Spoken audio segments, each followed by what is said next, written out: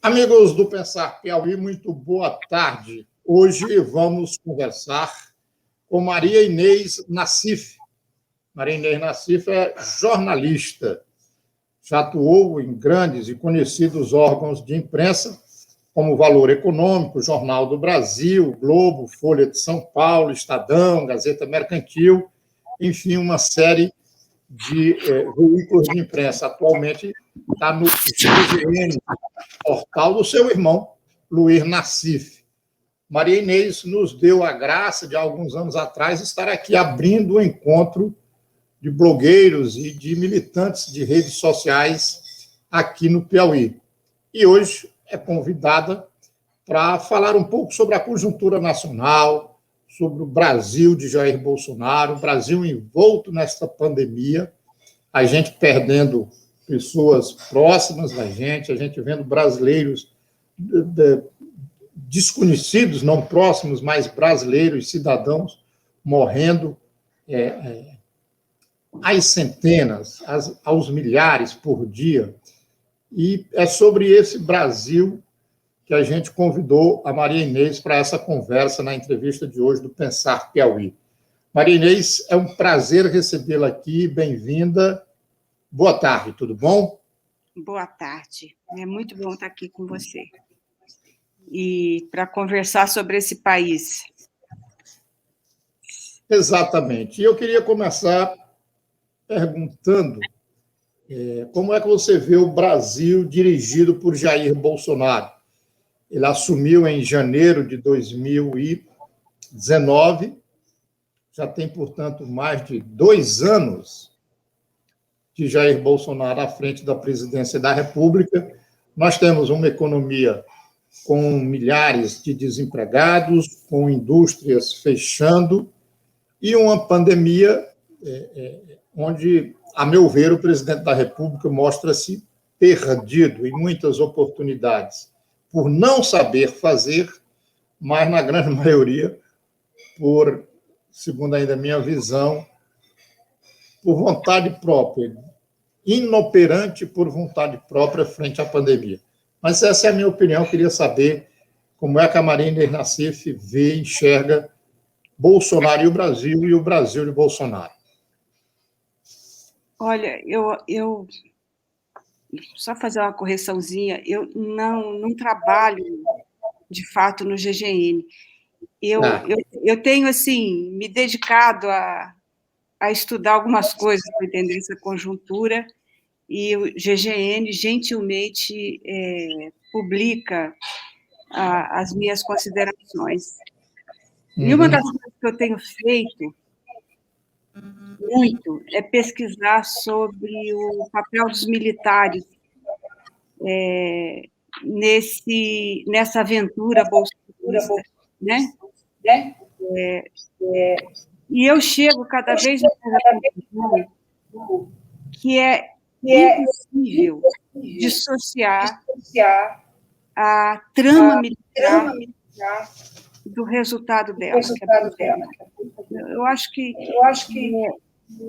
é um teatro, é uma queda de braço. Está dando eco, né? Tem um ecozinho aí, não sei. Eu vou baixar um pouco o meu som aqui, para ver se melhora. Vamos lá. É um governo, então, de militares? Os militares estão de volta? Produto de um golpe militar, um golpe civil-militar que começou no impeachment da Dilma e que, na verdade, tem legitimidade militar. Toda a articulação foi feita pelos militares. Os militares tomaram decisões de constranger Supremo, né? De constranger governos, de constranger parlamentos. E eles se envolveram numa guerra psicológica, numa guerra híbrida, como se diz, como eles adoram falar também. Você escreveu um artigo dizendo que fazendo uma alusão aí com a figura do cavalo de Troia. Bolsonaro, então, foi este cavalo de Troia que fez com que os militares voltassem ao poder no Brasil? Sim, sim. Sabe que tem uma coisa muito interessante que passou desapercebido e que a grande mídia, que tem dinheiro para investir em jornalismo, não foi atrás e nem passou por perto, inclusive porque não tinha interesse, né? O interesse da grande mídia era eleger Bolsonaro. O antipetismo, o anticomunismo, é uma coisa assim, tão fora de moda, acabou virando a razão ideológica de ser da classe dominante, dos ministros e dos militares e desse empresariado horroroso que a gente tem, né? Então, daí veio um jornalista argentino de um site chamado Âmbito, aqui no Brasil, logo depois da vitória do Bolsonaro. E aí ele descreve uma entrevista que ele fez com um militar, que ele diz que é um militar de alta posição institucional, tá? Se vocês se lembram, quem estava nessa posição era o Vilas Boas. O Vilas Boas, ele era comandante das Forças Armadas do Michel Temer, certo? Não, ele foi da Dilma. Putz, agora deu um branco. Não, foi do Temer para cá. Foi do Temer. E tinha mais algumas pessoas. Se você pega a cúpula militar que esteve nos cargos-chave militares desde o governo Dilma, tá? São todas essas pessoas que ocuparam todas as posições políticas do governo Bolsonaro logo que ele assumiu, né? É o Etchegóin, é o Vilas Boas, é o Cruz, estavam todos eles lá em posições chaves, nas poucas abertas pela Dilma e nas muitas abertas pelo Temer, né? O Temer, ele foi o primeiro governo civil com tantos militares em posições-chave, inclusive abrindo o Ministério da Defesa para o militar, que nunca foi. Desde a sua criação, o Ministério da Defesa foi ocupado por um civil, que é onde um civil tem que estar. Os militares, eles são uma corporação a serviço da democracia, e eles não podem, o Ministério da Defesa não é um sindicato de militares, é uma instituição que foi feita para garantir a segurança do país e para coordenar as Forças Armadas, como poder democrático. Como poder democrático, não. Submetido a um poder democrático, né? Bom, daí veio esse jornalista e ele foi lá, daí ele descreve, é uma entrevista em off, mas ele descreve, um cara que está dentro de uma posição institucional, né? Ele, então, era uma pessoa do governo. Ele descreve a entrevista feita dentro de algum órgão público. Ele descreve o gabinete do cara, da fonte, né? Faz a entrevista na antessala da fonte. E aí, ele descreve a conversa com o militar. Aí o militar diz o seguinte: ele vem com uma teoria de nova democracia, que eles falam hoje, e a gente não entende o que é. Fica parecendo que os militares viraram democratas. Não é isso. A nova democracia é uma ideologia, que eles falam como ideologia, como articulada pelos generais, por um grupo de generais, é um grupo de generais a quem essa fonte remete, tá? Que defende como direito democrático os militares participarem do poder, tá? Daí ele fala assim, por que não sermos ministros?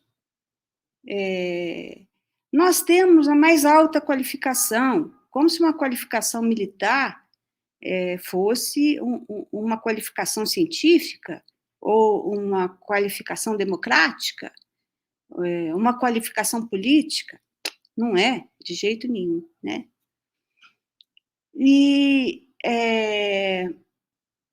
aí ele diz o seguinte, nós começamos a articular dentro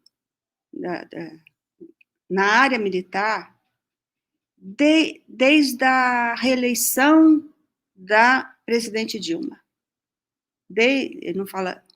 Ninguém fala o nome da Dilma, mas enfim, que eles achavam que era um momento em que o papel institucional, que é um equívoco também, das Forças Armadas teria que se fazer valer contra o comunismo, a ameaça do comunismo. E aí ele fala da construção do candidato. Existia esse debate político interno, né?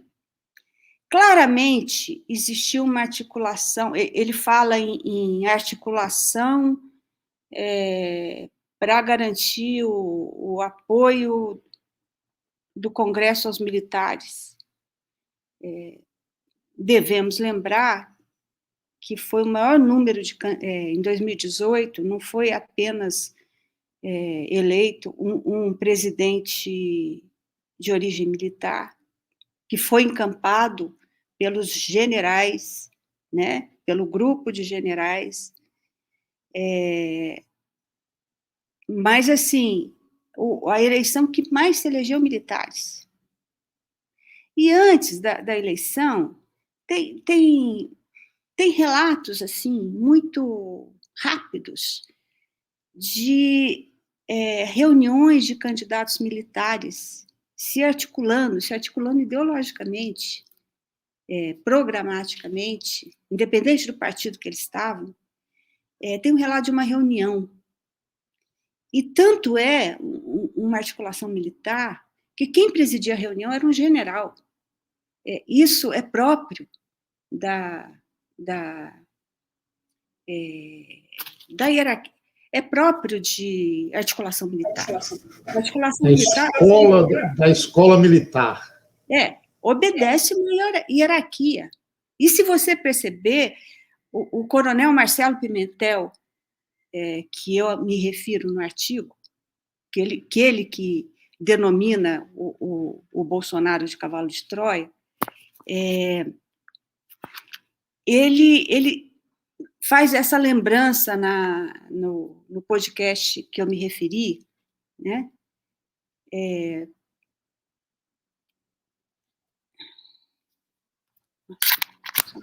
Tá tudo ok, pode falar.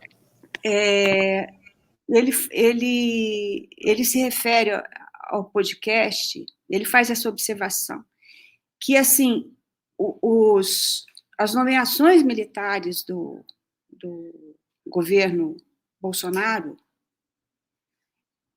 elas são feitas também pela hierarquia, né? Nas posições de maior peso político, nessa articulação política dos militares, são os generais que estão. E depois vem, pela ordem da hierarquia, os demais até teriam ocupado esses 75 mil cargos, ou qualquer coisa assim, né? Começando do ministério, indo até o segundo escalão, pela ordem de hierarquia militar. Pois bem, então eles dizem o seguinte, estava em articulação essa nova ordem política, que eles falam em nova ordem, nova democracia, onde os militares, eles têm não apenas o direito de votar, mas eles têm o direito de participar ativamente da política. E numa posição de nós, militares, temos expertise em absolutamente tudo, nós vamos saber administrar esse país melhor do que qualquer civil e vamos colocar os civis no lugar deles.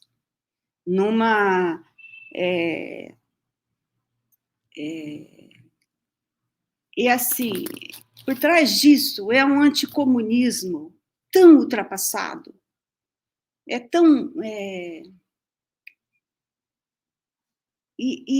um anticomunismo tão primário que só pode ter vindo dessa geração que está no poder, ou na reserva, porque entra no governo, ou recém na reserva.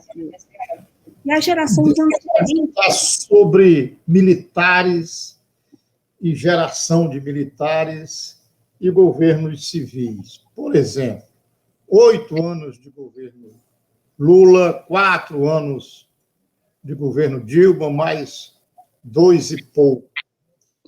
Como é que a jornalista Maria Inês vê a atuação desse dito governo progressista e as Forças Armadas? Como foi a atuação, no seu ver, desses governos com essa parte da sociedade brasileira que tem esse autoritarismo tão presente nas suas ações? Não foi apenas o golpe de 16, não foi apenas o golpe de 64. Anteriormente a 64, a gente tem a presença arbitrária e violenta das Forças Armadas na vida social desse país. Você for lá para Canudos, você tem um extermínio, Guerra do Paraguai, Caxias, enfim, a história das Forças Armadas brasileiras é uma história que depõe contra a sociedade civil, que depõe contra a democracia dessa sociedade. E os governos progressistas, que foram tão rápidos, mas que conseguiram, por exemplo, exterminar a extrema pobreza, que conseguiram um crescimento econômico. Tivemos ganho nesta relação com esse setor tão autoritário durante os governos progressistas, na sua visão? Ou ficou faltando algo?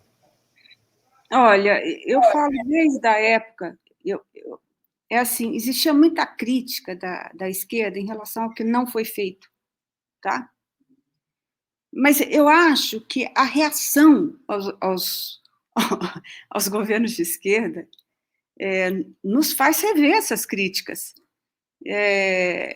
A gente andou o que a gente podia. A gente é esquerda, estou falando, me coloco como de esquerda. Eu acho que as esquerdas foram até o limite do que podiam, né?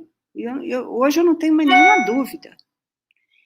Agora, uma crítica que era... A questão da Comissão da Verdade não podia ter se avançado mais? Ali é o limite?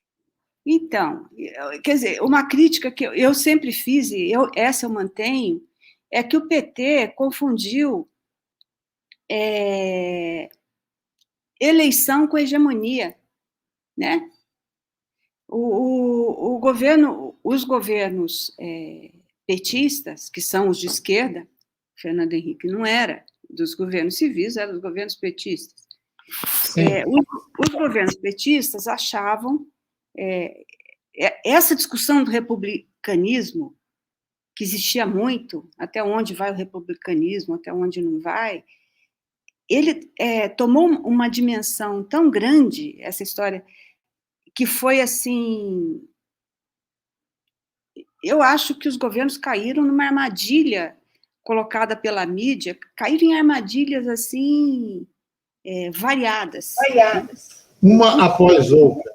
Uma após outra. E essa história do republicanismo foi uma armadilha que confundiu internamente à esquerda, né?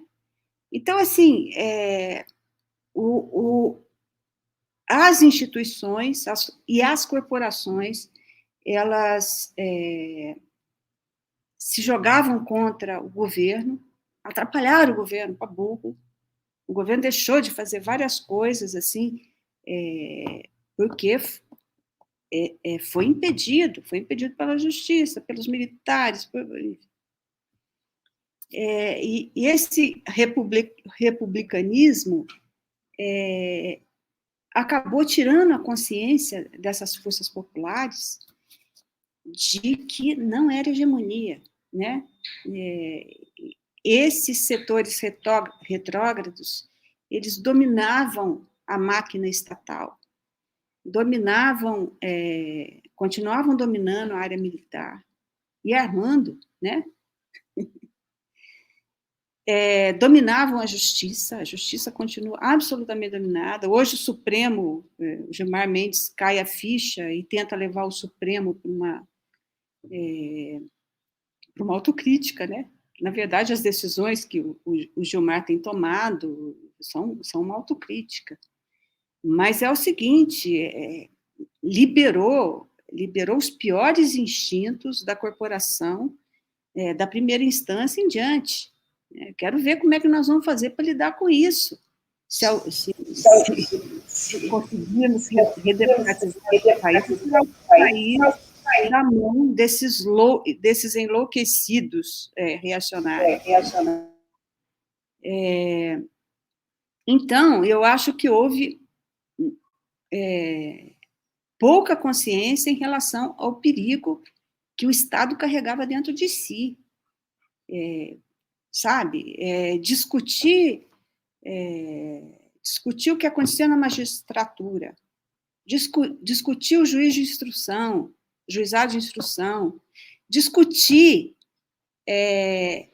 o papel das Forças Armadas numa democracia, fundamentalmente, era uma coisa assim, prioritária para a gente. Assim, não houve um trabalho ideológico, e eu não estou falando nem ideológico para fazer revolução comunista nem nada, é para a gente conseguir consolidar a nossa democracia. Não houve. Nós, assim, nós, as esquerdas, tá? Eu não participei de governo nenhum. Mas, assim... O pensamento do Pensar Piauí é um pensamento de esquerda.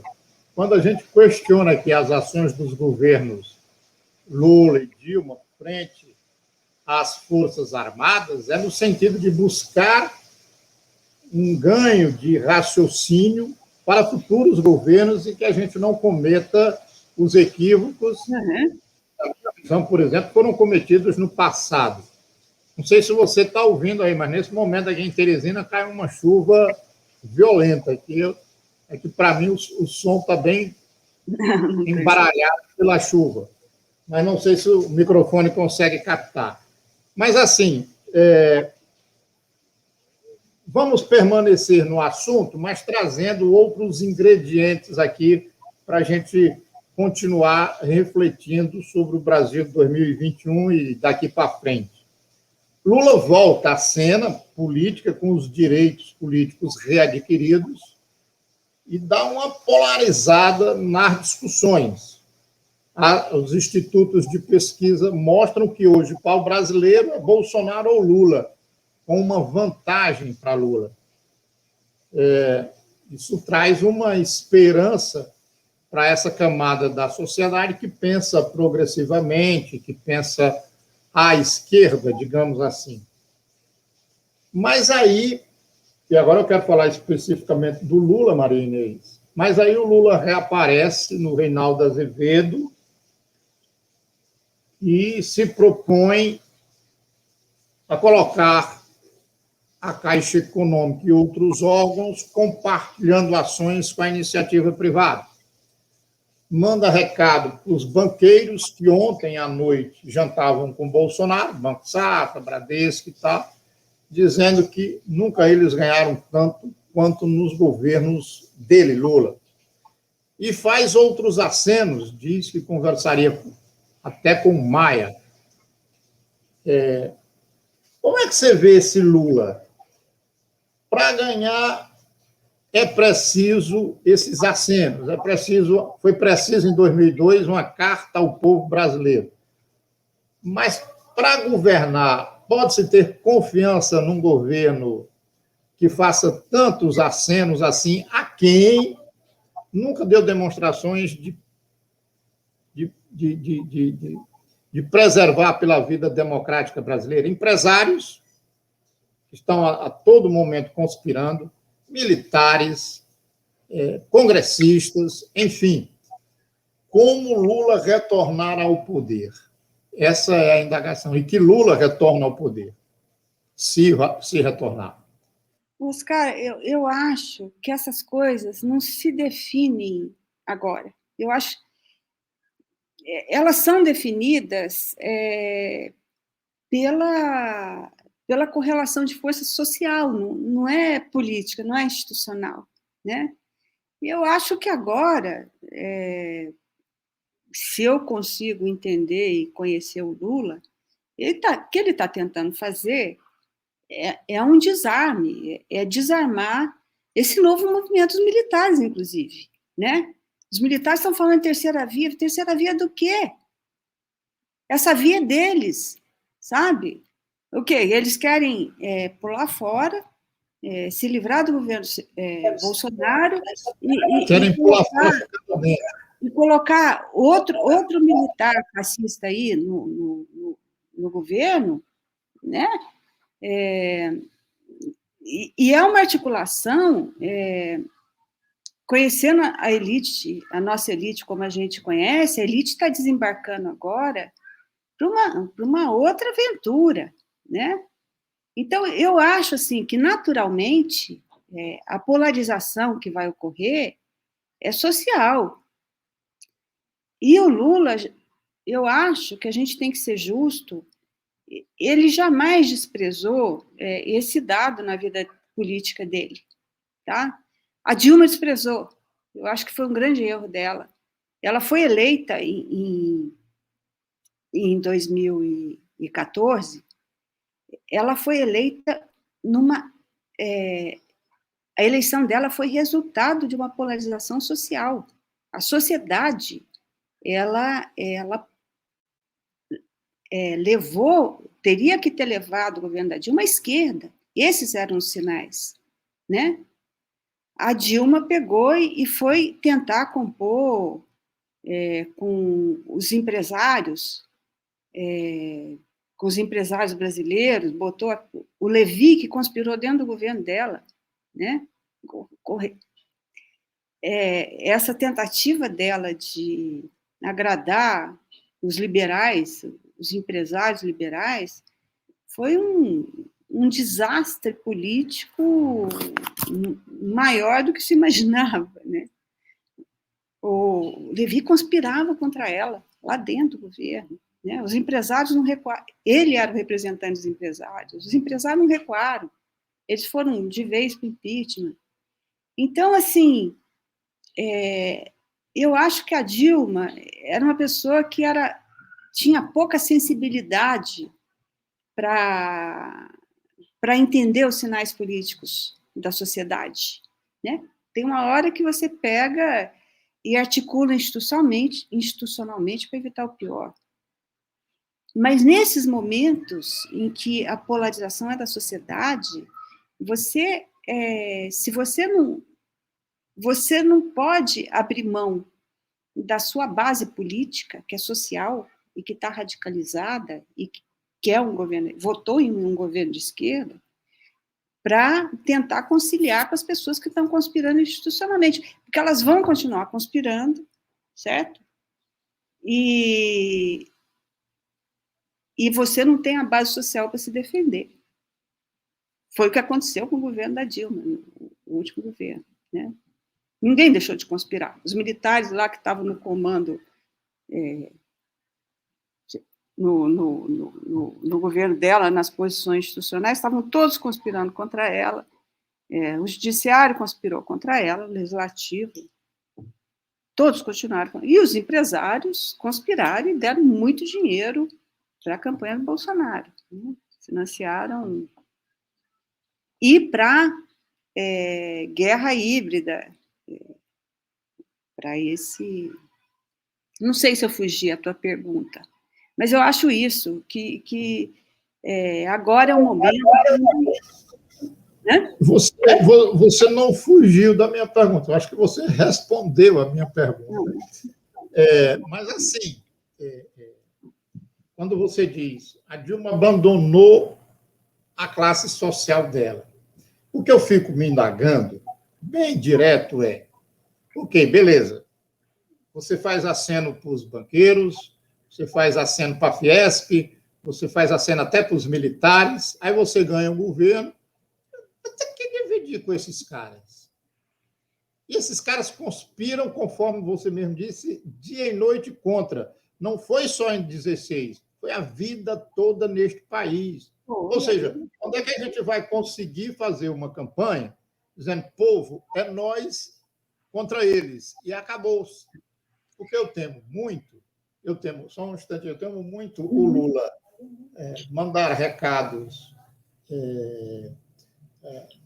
de entendimento agora e depois, conforme disse o professor Luiz Felipe, da UNB, aí, se romper, isso não vai ser estelionato eleitoral, porque você tem uma base social para você representar.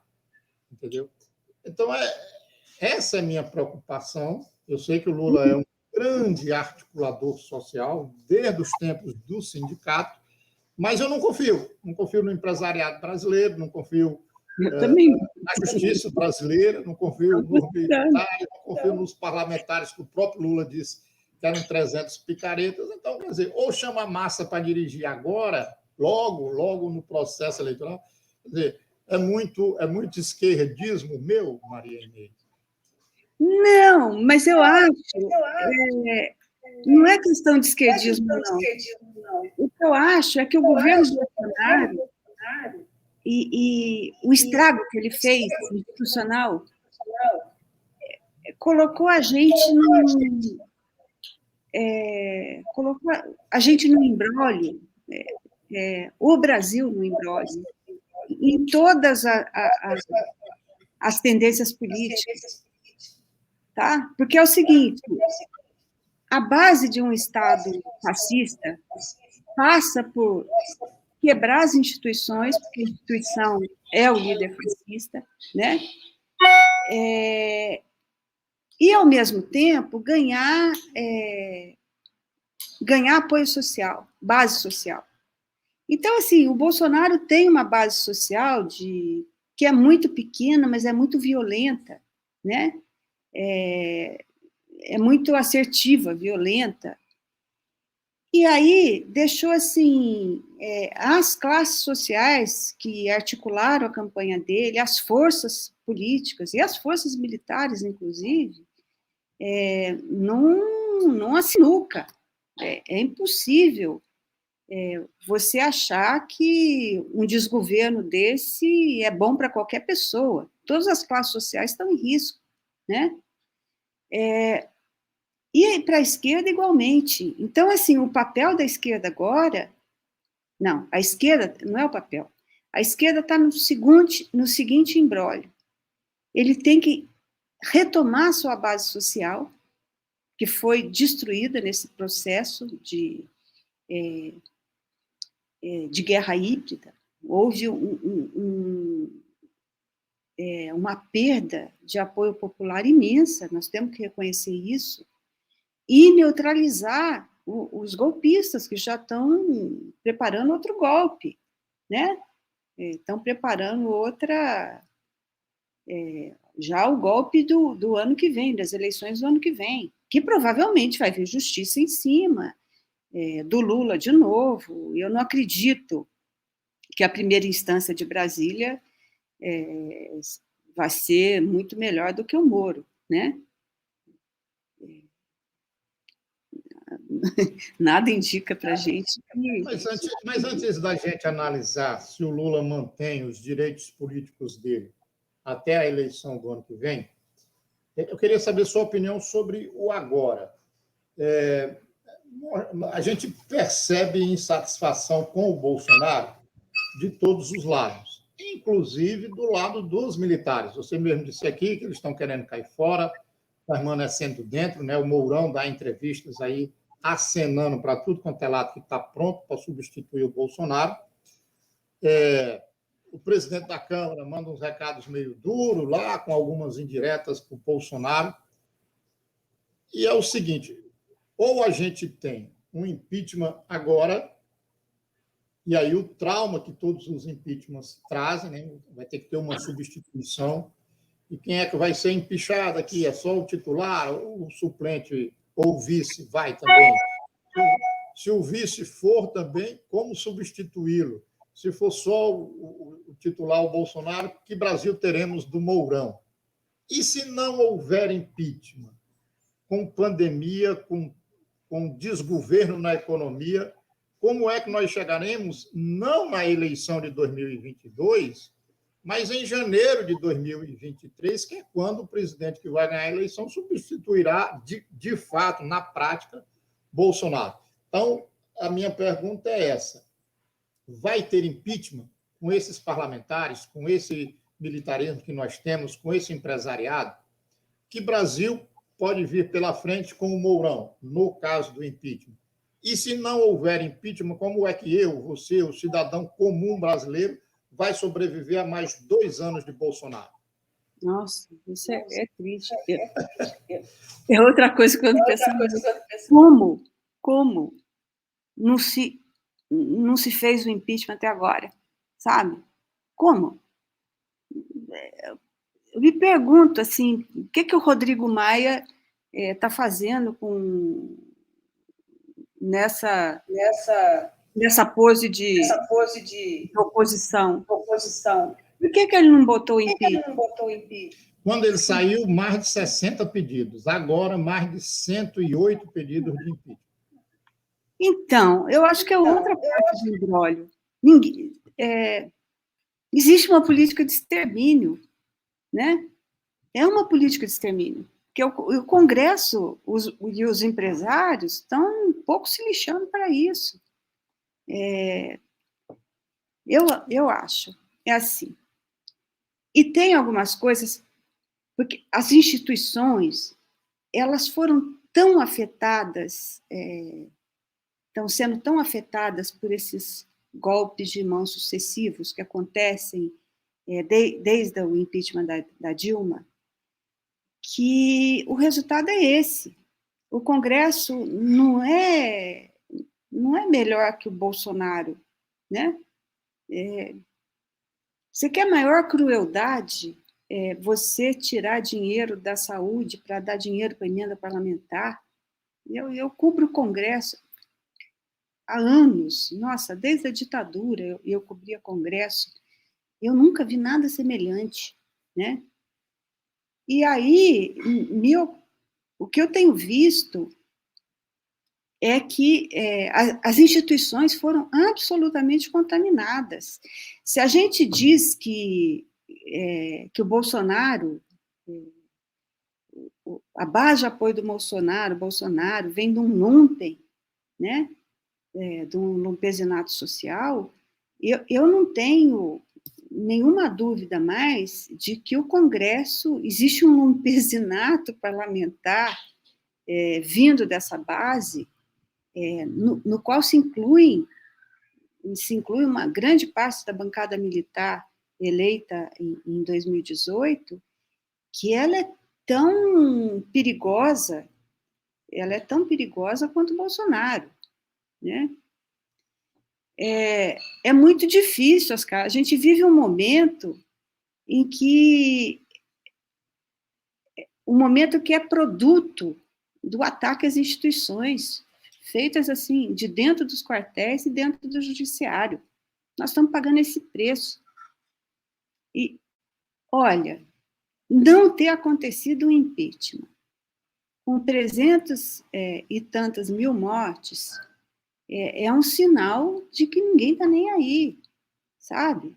Que esse genocídio faz parte do projeto político deles. É difícil, é muito difícil. Eu, assim, não é niilismo meu, não. Mas eu já assisti muitas situações delicadas dentro da política institucional. Eu sou uma especialista em congresso. Eu nunca vi um congresso desse. Tá? Quando a gente falava do Centrão na Constituinte, que a gente achava que era o final do mundo, era um movimento ideológico, né? Agora, não. Tudo é um movimento que corrobora o extermínio, né?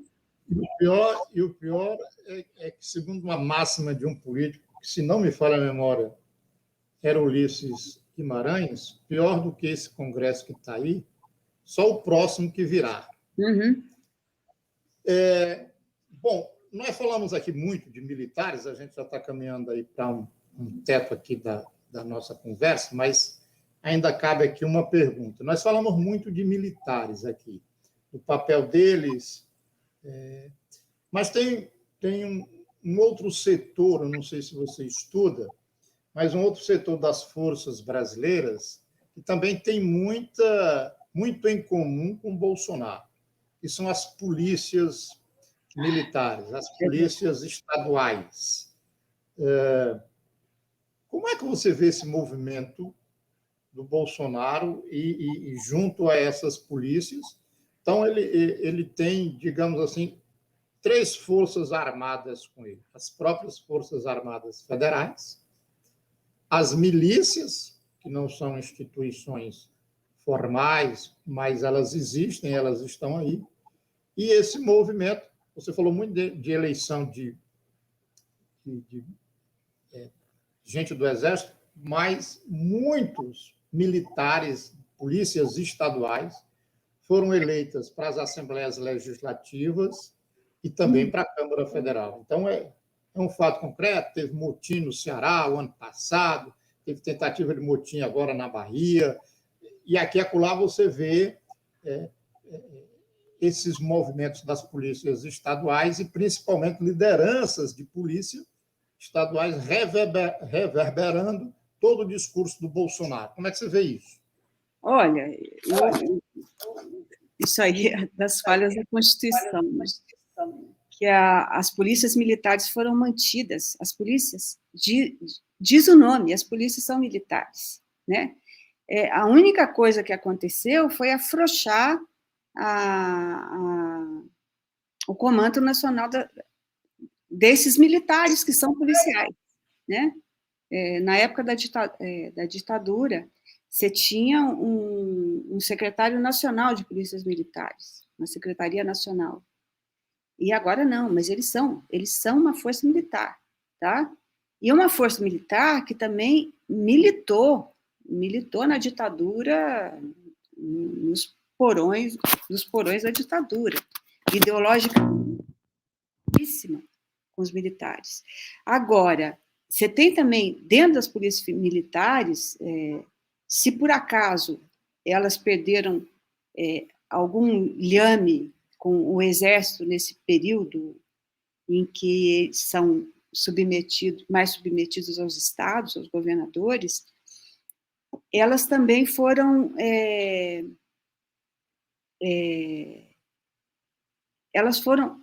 pessoalmente cooptadas pelo Bolsonaro. O Bolsonaro, elas são base de votação do Bolsonaro e elas fazem parte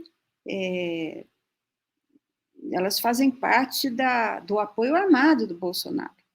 É uma coisa assim que o líder nazista tem na sua mão, independente dos militares, né? Isso é mais forte se a corporação militar está mais afinada se os PMs estão mais afinados com a corporação militar. Mas, independente disso, os policiais, eles são uma grande base de apoio do Bolsonaro desde as eleições, né? E houve também, o Bolsonaro, ele tem uma coisa que a gente está deixando passar, essa política, que ele faz política sindical dos policiais e dos militares desde que ele era parlamentar. Ele é uma espécie de líder sindical. Então, ele exerce uma grande influência lá dentro e ele mantém esse apoio com decisões de salário, benefícios, né? Por que os policiais militares entraram na prioridade interromperam toda a lista de prioridades das vacinas? Eles estão fazendo esse auê que não querem tomar vacina porque são bolsonaristas. Mas isso é um privilégio, né? É um privilégio. Por que os motoqueiros que estão fazendo, que estão viabilizando lockdowns, eles não são vacinados? Em termos de utilidade social agora, nesse momento, eu não... E aí é o seguinte, se você for vacinar militar, policial, você tem que vacinar os que estão na linha de frente, igual você fez com os hospitais, né? Com os médicos, com o pessoal da saúde. Então, assim, existe uma política de cooptação, não apenas de cooptação de tropas. O Bolsonaro trabalhou as tropas, ele não teve apenas o apoio dos generais, né? Ele cooptou tropas, ele foi o sindicalista das tropas nas Forças Armadas e nas forças policiais desde quando era deputado.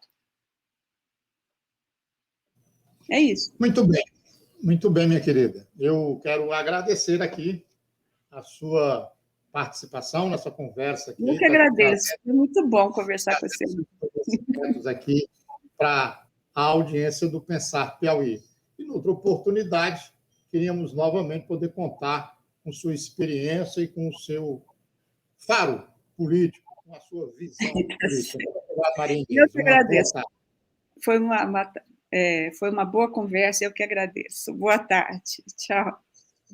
Um grande abraço. Um abraço.